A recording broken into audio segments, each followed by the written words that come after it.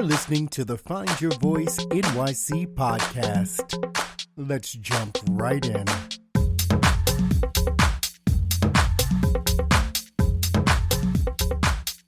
Thanks for subscribing. Thanks for downloading. Thank you for liking, sharing, and following. But most importantly, thank you for listening. Let's jump right in. What's a coaching plan? While a coaching plan varies from coach to coach and from client to client, there are three components that should be included in every single coaching plan. And whether I'm your coach or you have another coach, I really want you to make sure that your coaching plan contains these three elements because they are the key to your success. The first part of any coaching plan is to develop a certain skill set. Coaching plans have a purpose. You go to a coach for a purpose.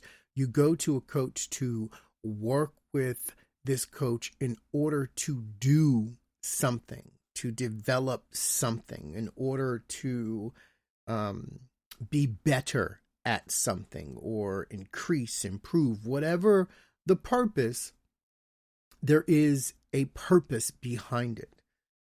And in doing that, you're going to develop a certain skill set. It could be working with a wellness coach to lose weight. And in doing so, you develop behavioral patterns that will allow you to avoid the candy and snack aisle in the grocery store, or how to have certain foods already prepared so that when you feel snacky, you pick up those raisins instead of picking up those cookies or whatever it is you need to do, right? That's one example of it. Another example would be, you want to become a web developer. And so working with this coach, you align yourself with programs that are going to help you learn how to develop websites, and you learn HTML5 and you learn CSS and all of this wonderful stuff in order to make you a really good web developer. You have to develop a certain skill set, and the skill set has to be in alignment with your goals. That's part one of a coaching plan. Part two, a coaching plan is going to guide you towards a specific outcome. Faster, easier, efficiently, and economically. And I like to look at those 4 points and more depending upon the client, but at least those 4 points. How do I get the client there faster? How do I make this easier for the client? How do we work efficiently to achieve this goal? And how do we do this economically? Because there are ways to do things without extensive expenses.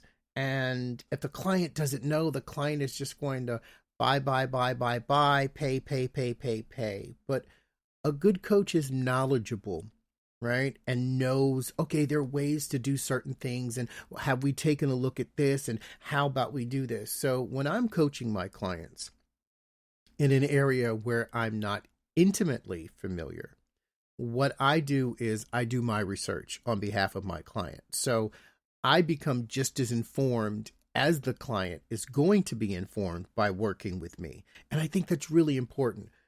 As coaches, we have to always make sure that we stay educated and we stay current and informed so that we can be the best possible resource to our clients. I'm a firm believer in that. Next, a good coaching plan is going to provide a roadmap with metrics, goalposts, and achievement indicators so that you and your coach can track your progress. Let's not delude ourselves into thinking that we are people who can just motivate ourselves to move forward without seeing progress. These achievement indicators, these goalposts, and just tracking these metrics, how they play into the larger goal, are so important for accountability, but also for motivation. But here's the part that coaches don't always share with you, and I'm going to share it with you here today. It's not just motivation for you as the client. It's motivation for us as the coach.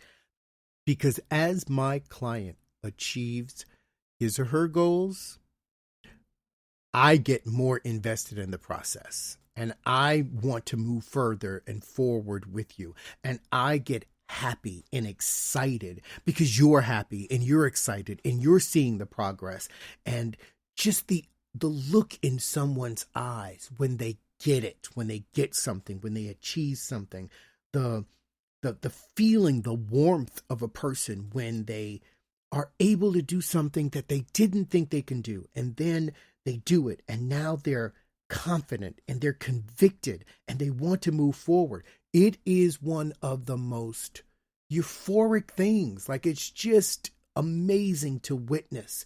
And I personally enjoy that as a coach. It brings such a smile to my face knowing that I have clients who are achieving their goals. It's just, there's no feeling like it in the world. Trust me. Now, how do we get there? Right? Because that's not an easy place to just show up. You can't just, hey, here I am. Let's be successful. How do we get there? What do we need to do? These are the 3 things that I do with my clients before we even develop the coaching plan. Now, I say this to you to say different coaches do it differently.